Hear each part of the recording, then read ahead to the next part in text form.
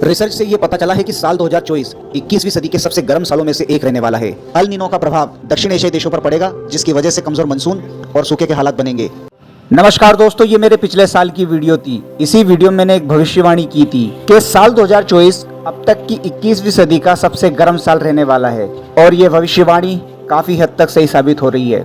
दैनिक भास्कर की इस न्यूज के हिसाब से 20 साल में तीसरी बार 47 डिग्री के पार हुआ है टेम्परेचर, और इसी के ही अगले दिन यानी 21 मई को 47.2 टेम्परेचर रिकॉर्ड किया गया राजगढ़ शहर का। इस सदी के बीते 23 सालों में राजगढ़ का इतना टेम्परेचर कभी नहीं गया। ये तो लोकल की बात हो गई, लेकिन भारत के सबसे गर्म शहर तो कोई और ही हैं। बाड़मेर 48.8 डिग्री टेम्परेचर, ये अब तक का हिंदुस्तान का सबसे गर्म शहर है।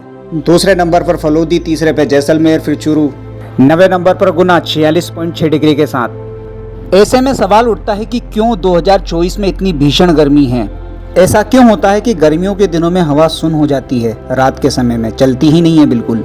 इन्हीं सभी सवालों के जवाब आज की इस वीडियो में जानेंगे। तो नमस्कार दोस्तों, मेरा नाम है अनिल कुमार जाटव और जुड़ चुके हैं आप इन्फॉर्मेटिव एवरीथिंग के साथ। दोस्तों, पिछले साल 2023 में मानसून बहुत वीक था, जिसकी वजह से सामान्य से भी कम बारिश हुई थी। भारत के अच्छे और बुरे मानसून को कुछ चीजें डायरेक्टली इफेक्ट करती हैं, जैसे कि सदर्न ओसिलेशन, ला नीना और एल नीनो। इस ज्योग्राफी की घटना को समझना जरूरी है, तभी आपको ये समझ में आएगा कि इतनी गर्मी पड़ती क्यों है। दोस्तों, गर्मियों के दिनों में पृथ्वी के 23.5 डिग्री के झुकाव की वजह से ट्रॉपिक ऑफ कैंसर यानी कि कर्क रेखा पर डायरेक्ट सनलाइट पड़ती है। तो कर्क रेखा पर आने वाले सभी देशों में गर्मी पड़ती है, जिसमें से भारत भी एक है। इन दिनों ITCZ भी कर्क रेखा पर होता है, यानी इंटर ट्रॉपिकल कन्वर्जन जोन। खैर, कभी कभी प्रशांत महासागर की वजह से भी भारत में गर्मी बढ़ जाती है, और ऐसा तब होता है जब यहाँ पर एल नीनो की कंडीशन उत्पन्न होती है। आपको अगर एल नीनो को डिटेल में समझना है तो आप मेरी पुरानी वीडियो को देख सकते हैं, वहाँ मैंने डिटेल में समझाया है। यहाँ पर मैं आपको डायरेक्टली समझाऊंगा, वो भी शॉर्टकट में। तो नक्शे में आप देख सकते हैं कि प्रशांत महासागर के आसपास north America, south America, Australia और एशिया है। भारत भी आपको एशिया में यहीं पर दिख रहा होगा। ला नीना, जिसे हम नॉर्मल कंडीशन बोलते हैं, उस कंडीशन में होता यह है कि पेरू के पास में जो पानी है वो गर्म होता है। तो इस गर्म पानी को जो हवाएं चलती हैं, यानी कि जो ट्रेड विंड चलती हैं पृथ्वी पर, वो इस पानी को ऑस्ट्रेलिया और भारत के पास में ले जाकर के छोड़ देती हैं, जिसकी वजह से ऑस्ट्रेलिया और ऑस्ट्रेलिया के आसपास जितने भी देश होते हैं, जितने भी लैंड बॉडीज होती हैं, वहाँ का टेम्परेचर बढ़ जाता है। ऐसे में अगर लो प्रेशर बना है ज़मीन पर और हाई प्रेशर बना है समुद्र पर, तो फिर बारिश होना तय होती है।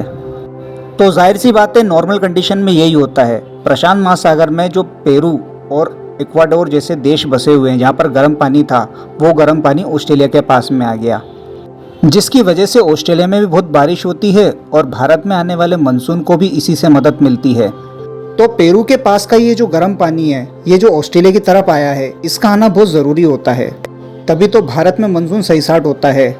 जब पेरू और इक्वाडोर का गर्म पानी भारत और ऑस्ट्रेलिया की तरफ आ जाता है, तब यहाँ पर ठंडा पानी ऊपर की तरफ आ जाता है। मतलब पेरू का जो गर्म पानी है वो तो आ गया भारत और ऑस्ट्रेलिया की तरफ। अब यहाँ पर समुद्र के नीचे जो ठंडा पानी है वो पेरू की कोस्टल एरिया के पास में आ जाता है। समुद्र के ठंडे पानी के साथ साथ मछलियाँ भी ऊपर आ जाती है, जिसकी वजह से ये लोग खूब मुनाफा कमाते हैं मछलियाँ बेचकर। तो ये तो रही नॉर्मल बात, लेकिन जब एल नीनो की कंडीशन बनती है तब माजरा पूरा उल्टा पड़ जाता है।